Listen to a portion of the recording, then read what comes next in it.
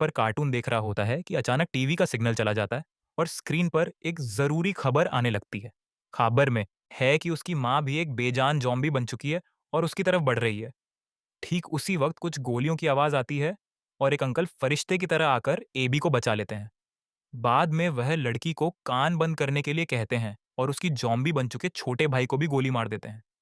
अब इसके बाद 10 साल बीत चुके हैं और ज़ॉम्बी वायरस के कारण इंसानी सभ्यता पूरी तरह से बर्बाद हो चुकी है। कभी शानदार दिखने वाले शहर अब खंडहर बन चुके हैं। छोटी लड़की एब्बी अब बड़ी हो गई है और अंकल कैशियस ने ट्रेन करके उसे एक जंगल की योद्धा। बताया जाता है कि दुनिया भर में एक अनजान वायरस फैल गया है जिससे संक्रमित लोग कुछ मिनटों के अंदर भयानक जॉम्बी जैसे बन जाते हैं। ये वायरस बहुत तेजी से फैलता है और कई शहर तबाह हो चुके हैं। लड़का ये सब ध्यान से देख रहा होता है कि अचानक ऊपर के कमरे से आवाज आती है। वह डरते डरते ऊपर जाकर देखता है तो पता चलता है कि ये उसकी बड़ी बहन का मजाक था। तभी उनके पिता का वीडियो कॉल आता है जो बाहर ड्यूटी पर हैं। वो अपनी पत्नी और बच्चों को शहर से दूर अपने रिश्तेदारों के घर जाने के लिए कह रहे हैं क्योंकि इस शहर बना दिया है। इतने सालों तक जंगल में रहने के कारण एब्बी को लोगों के साथ रहने की बहुत इच्छा है। उसकी सबसे बड़ी ख्वाहिश है कि उसे कोई इंसानी बस्ती मिल जाए जहां वह रह सके। हालांकि कैशियस के लिए सबसे अच्छी जगह एक ऐसा सुनसान द्वीप है जो जमीन से दूर हो। तभी रात के अंधेरे में कैशियस बाहर लगे अलार्म की आवाज से जाग जाता है। वह सावधानी से अपने तंबू से बाहर निकलकर देखता है तो अंधेरे से एक जॉम्बी उस पर हमला कर देता है। लेकिन कैशियस लगातार गोलियां चलाकर उसे मार देता है। दोनों बहुत उदास हैं क्योंकि जॉम्बी शुरू करते हैं। एक छोटा लड़का घर झुंड में रहना पसंद करते हैं और आसपास जरूर और भी जॉम्बीज होंगे। इसीलिए सुबह होने से पहले ही वे अपना सामान पैक करके वहां से निकलने की तैयारी करते हैं। तभी रास्ते में उनके घोड़े हिन हिनाने लगते हैं। कैशियस समझ जाता है कि खतरा नजदीक है। दोनों चारों तरफ देखते हैं तो दूर एक जीप जॉम्बी से घिरी हुई दिखाई देती है। कैशियस पहले तो ध्यान नहीं देना चाहता, लेकिन ऐब भी बिना कुछ कहे गोली चला देती है। इसलिए मजबूरी में उन्हें बाकी जॉम्बी को भी मारना पड़ता है। फिर दोनों जब जीप के पास जाते हैं और वहां से जरूरी सामान लेने लगते हैं, कैशियस मरे हुए आदमी के जूते ले लेता है और जैसे ही वो उन्हें पहनता है, उसे कार के अंदर से वॉकी टॉकी की आवाज सुनाई देती है। पता चलता है कि मरे हुए लोगों के और भी साथी हैं। कैशियस तुरंत वहां से निकलना चाहता है, लेकिन अगले ही पल कुछ एसयूवी गाड़ियां तेजी से आती हैं और बहुत सारे हथियार बंद लोग उन्हें घेर लेते हैं। कुछ लोग कैशियस के उतारे हुए जूते ढूंढ निकालते हैं, जिससे उन्हें लगता है कि इन्होंने ही इनके साथियों को मारा है। जब दोनों तरफ तनाव बढ़ रहा होता है, तभी एक गर्भवती महिला कार से उतरती है और अपने साथियों से एबी और कैशियस को छोड़ने के लिए कहती है। तभी काला घोड़ा फिर से चेतावनी देता है और अगले ही पल दूर जंगल से धारने की आवाज आती है। बहुत सारे जॉम्बी बार की तरह चारों तरफ से घाटी की दीवारों की तरफ बढ़ने लगते हैं। लोगों के पास भागने का वक्त नहीं होता, इसीलिए वे हथियार निकालकर वहीं मुकाबला करते हैं। एक महिला जॉम्बी में सोचने की शक्ति थी और वो अपने साथियों को लड़ते हुए देख रही थी। बचे हुए लोगों के पास छिपने की कोई जगह नहीं होती और जल्द ही उनकी संख्या कम होने लगती है। एक मजबूत आदमी बदकिस्मती से जॉम्बी के काटने का शिकार हो जाता है। वह खुद को गोली मारना चाहता है, लेकिन गोलियां खत्म हो जाती हैं। तभी ऐब भी गर्भवती महिला को पकड़कर जीप में बैठाती है। कैशियस लड़ते हुए पीछे हटता है और उस समझदार महिला जॉम्बी को मार देता है। फिर वह तेजी से गाड़ी चलाकर जॉम्बी के झुंड से बाहर निकल जाता है। एक काले चेहरे वाला जॉम्बी उस मरी हुई महिला जॉम्बी को देखकर ऐसे धाड़ता है कि जैसे उसकी पत्नी मर गई हो। उधर कैशियस गर्भवती महिला और उसके पति को जॉम्बी से बचाकर ले जाता है। पूछने पर पता चलता है कि ये बचे हुए लोग शिप टाउन नाम की एक सुरक्षित जगह पर जाना चाहते थे। ये सुनकर ऐब भी बहुत खुश होती है, क्योंकि यही तो वह जगह है जहां वह हमेशा से जाना चाहती थी। दिशा तय करने के बाद कैशियस गाड़ी चलाने वाला होता है कि गाड़ी बीच रास्ते में खराब हो जाती है। गर्भवती महिला का पति नीचे उतरकर अपना परिचय देता है। उसका नाम डेविड है और वह एक मैकेनिक है, लेकिन पार्ट्स की कमी के कारण वह इस गाड़ी को ठीक नहीं कर पाएगा। मजबूरी में कैशियस और बाकी लोग पैदल ही आगे बढ़ने का फैसला करते हैं। वे पहाड़ी रास्ते से सीधे आगे बढ़ते हैं और जल्द ही एबी के जन्म स्थान के शहर पहुंच जाते हैं। यहाँ ऊंची इमारतें अभी भी खड़ी हैं, लेकिन हर तरफ मौत की शांति छाई हुई है। कैशियस एक खुली जगह वाली इमारत ढूंढता है और वही रात बिताने का फैसला करता है। आसपास कोई खतरा नहीं है। ये पक्का करने के बाद वे आग जलाकर खाना बनाते हैं। एब भी उस शिपटाउन नाम की जगह के बारे में बहुत उत्सुक है। गर्भवती महिला ने पहले ही वायरलेस से उनसे संपर्क कर लिया था। जैसा कि नाम से पता चलता है, शिपटाउन कई बड़े जहाजों को जोड़कर बनाया गया है। ये जमीन से जुड़ा हुआ नहीं है, इसीलिए बहुत सुरक्षित है। यहाँ पानी और खाना भी भरपूर मात्रा में है, इसलिए ये बचे हुए लोगों के लिए एक सपनों की जगह है। एबी की आंखें ये सब सुनकर चमक उठती हैं, लेकिन कैशियस को इसमें कोई दिलचस्पी नहीं है। उसके पास फालतू वक्त नहीं है। वह बाहर और भी ज्यादा चेतावनी के संकेत और बम के जाल बिछाना चाहता है। सब कुछ ठीक करने के बाद कैशियस अपनी आगे की योजना बताता है। वह मेगन और उसके पति को कुछ दूर तक पहुंचाएगा। उसके बाद दोनों अलग अलग रास्ते पर चले जाएंगे, क्योंकि उसका लक्ष्य दूसरी दिशा में स्थित बंदरगाह है। एब भी बहुत परेशान होती है और चुपके से कैशियस के पास जाकर उससे बहस करती है कि वह उनके साथ शिपटाउन क्यों नहीं जा रहा। कैशियस बहुत समझदारी से कहता है कि जहां ज्यादा लोग होते हैं वहां ज्यादा खतरा होता है, लेकिन एबी को इंसानी बुराई और कैशियस की बात बिल्कुल समझ में नहीं आती। वह कैशियस से बहुत झगड़ा करती है और फिर अकेले ऊपर रात बिताने के लिए चली जाती है। हालांकि दोनों को यह नहीं पता होता कि वह काले चेहरे वाला जॉम्बी उनकी छोड़ी हुई गाड़ी को सूंघते हुए उन्हें ढूंढ चुका है। लगता है कि उस जॉम्बी सरदार ने कैशियस से टक्कर लेने की ठान ली है। अगली सुबह ऐब भी अपनी बचपन की तस्वीरें देख रही होती है कि अचानक नीचे पेड़ों से सरसराहट की आवाज आती है। वह समझ जाती है कि जॉम्बी अंदर आ गए हैं और सबको चेतावनी देने के लिए नीचे भागने वाली होती है। लेकिन रास्ते में ही उसे जॉम्बी मिल जाते हैं। हालांकि वह बहुत तेजी से रिएक्ट करती है और एक पीछा करने वाले जॉम्बी को चकमा दे देती है। लेकिन इस चक्कर में उसका संतुलन बिगड़ जाता है। तभी कैशियस फिर से प्रकट होता है और एक बार फिर उसे खतरे से बचा लेता है। थोड़ी देर बाद काले चेहरे वाला जॉम्बी अपने साथियों के साथ वहां पहुंच जाता है, लेकिन वे पहले से बिछाए गए जाल में फंस जाते हैं। कैशियस धमाके की आवाज सुनकर समझ जाता है कि जॉम्बी का झुंड उसके पीछे पड़ गया है। तभी एबी को अचानक याद आता है कि थोड़ी दूर पर एक छोटा सा हवाई अड्डा है। बचपन में उसके पिता उसे अक्सर वहां घुमाने ले जाते थे। शायद वहां कुछ हवाई जहाज बचे हों। इससे सबके कई दिनों का रास्ता बच जाएगा। हालांकि कैशियस को ज्यादा उम्मीद नहीं होती, लेकिन एबी के बार बार कहने पर वह वहां जाने के लिए मान जाता है। थोड़ी ही दूर चलने पर एबी जिस छोटे हवाई अड्डे की बात कर रही थी, वह उन्हें दिखाई देता है। लेकिन सबको बहुत निराशा होती है, क्योंकि वहां सब कुछ खाली पड़ा होता है। एक भी हवाई जहाज नहीं दिखता। हालांकि एब भी हार नहीं मानती। उसे याद है कि उसके पिता ने एक निजी हैंगर खरीदा था, जो अब एक छोटे टीले जैसा देखता है और बहुत छिपा हुआ है।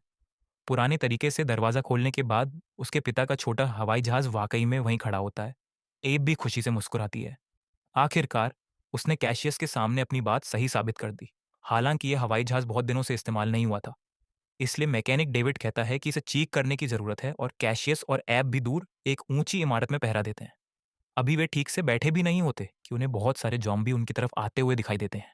कैशियस तुरंत भागकर मेगन और उसके पति को बताता है कि उन्हें 3 मिनट के अंदर उड़ान भरनी होगी, भले ही डेविड ने मरम्मत पूरी न की हो। जॉम्बी को नजदीक आता देखकर एबी सारे विचारों को छोड़कर अपनी धुंधली यादों के सहारे हवाई जहाज को स्टार्ट करने में कामयाब हो जाती है। हालांकि तब तक बहुत सारे जॉम्बी रनवे पर पहुंच चुके होते हैं। उनकी रफ्तार किसी तेज धावक की तरह होती है और वे लगभग हवाई जहाज को पकड़ने ही वाले होते हैं। तभी कैशियस एक चढ़ते हुए जॉम्बी को गोली मार देता है और एडबी भी आखिरकार कंट्रोल समझ लेती है और हवाई जहाज को आराम से हवा में उड़ा देती है। काले चेहरे वाला जॉम्बी राजा आसमान की तरफ देखता है और उसकी आंखों में कई तरह के भाव होते हैं। हवाई जहाज में बैठे सभी लोग बहुत खुश हैं, क्योंकि वे जल्द ही सीधे शिटटाउन पहुंच जाएंगे। लेकिन अगले ही पल हवाई जहाज के पिछले हिस्से से धुआं निकलने लगता है और फिर वह सीधा जमीन पर गिरने लगता है। शुक्र है कि वे काफी भाग्यशाली हैं। हवाई जहाज ज्यादा ऊंचाई पर नहीं था और कई बार टकराने के कारण उसकी गति धीमी हो गई थी। चारों लोगों को सिर्फ हल्की चोटें आती हैं, लेकिन हवाई जहाज अब इस्तेमाल करने लायक नहीं बचा था। उन्हें पैदल ही आगे बढ़ना होगा। चलते चलते वे एक सुनसान रेलवे स्टेशन पर पहुंचते हैं। आसपास कोई जॉम्बी नहीं है। ये पक्का करने के बाद कैशियस वहीं रात बिताने का फैसला करता है। बंदरगाह और शिपटाउन पहाड़ के दूसरी तरफ है। वे चारों कुछ दूर तक साथ चल सकते हैं। अपनी गर्भवती पत्नी को देखने के बाद डेविड अकेले एक डिब्बे में चला जाता है। वह अपनी पैंट की टांग ऊपर करता है और एक भयानक निशान दिखाता है। दरअसल उसे कुछ दिन पहले जॉम्बी ने काट लिया था। डेविड जानता है कि वह जल्द ही जॉम्बी बन जाएगा, इसलिए खुद को गोली मारना चाहता है। लेकिन अपनी होने वाली पत्नी के बारे में सोचकर वह ये विचार छोड़ देता है। अगली सुबह कैशियस को डेविड में कुछ अजीब लगता है। वह मौका देखकर उसकी पैंट की टांग ऊपर करता है और जॉम्बी के काटने का निशान देख लेता है। हालांकि आगे चल रही ऐब भी उसे जल्दी करने के लिए कह रही होती है, इसलिए वह डेविड को वहीं मारने का इरादा छोड़ देता है। चलते चलते रात हो जाती है और आगे उन्हें अचानक एक फार्म हाउस दिखाई देता है। कैशियस चुपचाप बंदूक निकाल कर आगे बढ़ता है। तभी दरवाजे पर लगे स्पीकर से अचानक चेतावनी की आवाज आती है। अंदर किसी के होने की पुष्टि होने पर एब भी शांति से आगे बढ़कर कहती है कि उसकी कोई बुरी मंशा नहीं है। उन्हें पता चलता है कि उनके साथ एक गर्भवती महिला है तो घर के मालिक का शक दूर हो जाता है। सारे हथियार जमा करने के बाद बुला आदमी मेहमान नवाजी से सबको घर के अंदर बुलाता है। उन्होंने यहाँ सोलर पावर और बारिश के पानी को फिल्टर करने का सिस्टम लगाया हुआ था। एब भी आखिरकार गर्म पानी से नहा पाती है। स्वादिष्ट रात का खाना खाने के बाद कैशियस अपने लैपटॉप को चार्ज करता है। उसमें उसकी पत्नी के साथ उसकी तस्वीरें हैं, जिनमें से एक उसकी पत्नी के गर्भवती होने के वक्त की है। तस्वीरें देखने के बाद कैशियस मेगन के पास जाता है और कहता है कि उसने अपना इरादा बदल दिया है। वह पहले उसे शिपटाउन पहुंचाएगा, फिर एबी के साथ बंदरगाह की तलाश करेगा। तभी घर का मालिक सबको शराब देता है और इतने दिनों बाद सबको आराम से बैठकर बातें करने का मौका मिलता है। लेकिन बातें करते करते उन्हें कुछ गड़बड़ लगती है। घर का मालिक कहता है कि जॉम्बी इंसानी विकास का अगला चरण है। वे सबसे बड़े शिकारी हैं, इसलिए उन्हें पृथ्वी पर राज करना चाहिए, जैसे इंसानों ने पहले लालच में आकर दूसरे जानवरों का शिकार किया था। ये सुनकर सब चौंक जाते हैं। सिर्फ डेविड को अपनी तबीयत ज्यादा खराब लगती है और वह बाथरूम में जाता है। उसके शरीर में वायरस पूरी तरह से फैल चुका होता है। जब डेविड वापस हॉल में आता है तो देखता है कि कैशियस और बाकी दोनों बेहोश पड़े हैं। घर का मालिक तुरंत अपने हाथ में पकड़े हुए एक डिवाइस का बटन दबा देता है। डेविड को अचानक बहुत कमजोरी महसूस होती है और वो जमीन पर गिर जज जाता है। जब डेविड फिर से उठता है तो देखता है कि उसे और उसके साथियों को लटका दिया गया है। दरअसल घर के मालिक ने शराब में बेहोशी की दवा मिला दी थी और वो आदमी असल में एक साइंटिस्ट था। कई सालों के रिसर्च के बाद उसने एक खास डिवाइस बनाया है जो कम फ्रीक्वेंसी वाले सिग्नल से जॉम्बी के व्यवहार को कंट्रोल कर सकता है। और ये सब कहने के बाद साइंटिस्ट पीछे पिंजरे का दरवाजा खोलता है। उसमें उसकी पत्नी बंद है, जो पहले ही जॉम्बी बन चुकी है। वह स्विच घुमाकर देखता है तो जॉम्बी सच में कैशियस पर हमला कर देती है। लेकिन डेविड वायरस की ताकत से रस्सी तोड़ देता है और डिवाइस के कंट्रोल को भी अनदेखा करके बंधे हुए कैशियस और बाकी लोगों को बचा लेता है। घर का मालिक खतरा भांपकर तुरंत भाग जाता है और जल्द ही आंखों से उजल हो जाता है। कैशियस अब और वहां नहीं रुकना चाहता। वह बाहर एक गाड़ी ढूंढता है और सबको लेकर घने जंगल की तरफ निकल जाता है। लेकिन घर का मालिक इतनी आसानी से हार मानने वाला नहीं है। वह अपने डिवाइस से जॉम्बी के झुंड को कंट्रोल करके उनका पीछा का करवाता है। कैशियस गाड़ी की स्पीड बढ़ाता रहता है, लेकिन आगे का रास्ता बंद था। अब उनके पास बाइक से भागने के अलावा कोई चारा नहीं है। डेविड जानता है कि उसके पास ज्यादा वर्क नहीं है, इसलिए वह पीछे रहकर जॉम्बी को रोकने का फैसला करता है। अपनी पत्नी से कुछ बातें करने के बाद वह हिम्मत करके जॉम्बी के झुंड में घुस जाता है। हालांकि इससे जॉम्बी का पीछा सिर्फ थोड़ी देर के लिए ही रुक पाता है। कैशियस मेगन को गोद में लेकर लड़ते हुए पीछे हटता है। जब जॉम्बी उन पर पहुंचने ही वाले होते हैं तो उन्हें अचानक एक इंसानी चौकी दिखाई देती है। एब भी समझ जाती है कि यही शिपटाउन है। चौकी के पहलेदार आवाज सुनकर तुरंत अपनी बंदूकें निकालकर हमला करने वाले जॉम्बी को मारना शुरू कर देते हैं। काले चेहरे वाला जॉम्बी अपने साथियों को आगे बढ़ने से रोकता है, क्योंकि आगे पानी का रास्ता है और वे उसे पार नहीं कर सकते। थोड़ी देर बाद कैशियस और बाकी लोग नाव से कैंप के बीचों बीच पहुंच जाते हैं। मेगन की डिलीवरी होने वाली थी और उसे तुरंत इलाज की जरूरत थी। अच्छी बात यह है कि यहाँ डॉक्टर और अस्पताल की सुविधा है। अगली सुबह दोनों इसका कैंप का पूरा नजारा देखते हैं। कई बड़े जहाजों को जोड़कर जमीन से दूर एक बहुत बड़ा प्लेटफॉर्म बनाया गया है और कैशियस आखिरकार कैंप के इंचार्ज से मिलता है। वह दोनों का यहाँ रहने के लिए स्वागत करता है, लेकिन कुछ नियम का पालन करना जरूरी है। कैशियस बिना कुछ सोचे वहां से मुड़ जाता है। उसे लगता है कि सुनसान द्वीप पर रहना ही ज्यादा अच्छा है, लेकिन एब्बी ने यही रहने का फैसला कर लिया है। उसे अपने हमूम साथियों के साथ रहने की बहुत इच्छा है। इसी बात पर दोनों में बहुत झगड़ा होता है। तभी डॉक्टर आता है और बताता है कि मेघन ने एक बेटी को जन्म दिया है, लेकिन खून ज्यादा बहने के कारण वह शायद ज्यादा दिन नहीं जी पाएगी। कैशियस का मन उदास हो जाता है और वह तुरंत अस्पताल के कमरे में भागता है। मेगन बहुत कमजोर हो चुकी है और वह अपनी नवजात बेटी को कैशियस को सौंपना चाहती है और चाहती है कि वह भी एबी की तरह बड़ी हो। कैशियस अपनी मरी हुई पत्नी के बारे में सोचकर आखिरकार मेगन की बात मान लेता है। वह जानता है कि अब उसके कंधों पर एक और जिम्मेदारी आ गई है। उधर एब भी एक हैंडसम लड़के के साथ घूमकर पहली बार बहुत मजा करती है। उसने कभी सोचा भी नहीं था कि मस्ती के बाद एक भी गलती से उस हैंडसम लड़के को चुपके से केबिन में जाते हुए देख लेती है। वह उत्सुक होकर अंदर जाकर देखती है तो पाती है कि वह केबिन तारों और बमों से भरा हुआ है। एक वायरलेस स्विच अलग से चमक रहा होता है। तभी वह लड़का भागकर आता है और बताता है कि उन्होंने शिप टाउन के नीचे बम लगाए हैं। अगर कभी यह जगह खतरे में पड़ती है, तो लोग गुप्त रास्ते से भाग जाएंगे और इसे उड़ा देंगे।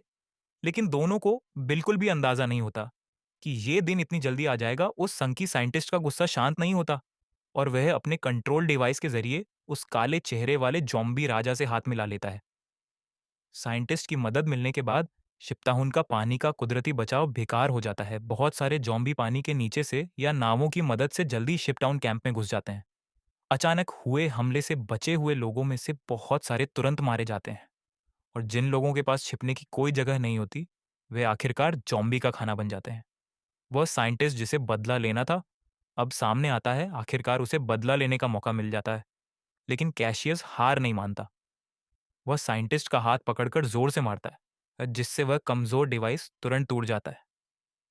जॉम्बी को कंट्रोल करने की ताकत खत्म होने के बाद बेचारा बूढ़ा साइंटिस्ट जल्दी जॉम्बी का शिकार बन जाता है। अच्छी बात यह थी कि इस कैंप में पहले से ही भागने का रास्ता बना हुआ था। बहुत सारे बचे हुए लोग सुरंग के रास्ते नदी के दूसरे किनारे पर पहुंच जाते हैं। जब वे बम चालू करने वाले होते हैं, तो वह हैंडसम लड़का कहता है कि रुको, क्योंकि एब भी अभी भी नाव पर है। कैशियस भागते वक्त एक चप्पू से जॉम्बी राजा को मार देता है। एब भी गलती से उस जॉम्बी के हाथ में एक ब्रेसलेट देखती है। क्या ये वही नहीं है जो उसने अपने हाथों से अपने पिता के लिए बनाया था? लेकिन लड़की के पास सोचने का वक्त नहीं होता और कैशियस उसे जबरदस्ती सुरंग में खींच लेता है। वह हैंडसम लड़का दोनों को भागते हुए देखकर तुरंत वायरलेस रिमोट दबा देता है और पूरा शिप टाउन तुरंत आग के गोले में बदल जाता है। हालांकि सबकी लड़ाई भी खत्म नहीं हुई है।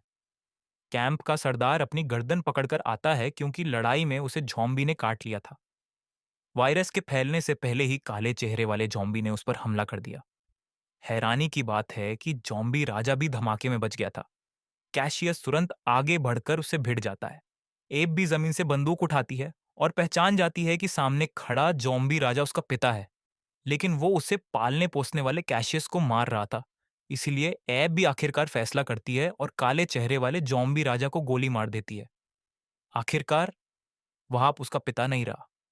कैशियस बचे हुए लोगों को लेकर दूर समुद्र में एक सुनसान द्वीप की तरफ देखता है और वे वही एक नई इंसानी बस्ती बसाने का फैसला करते हैं।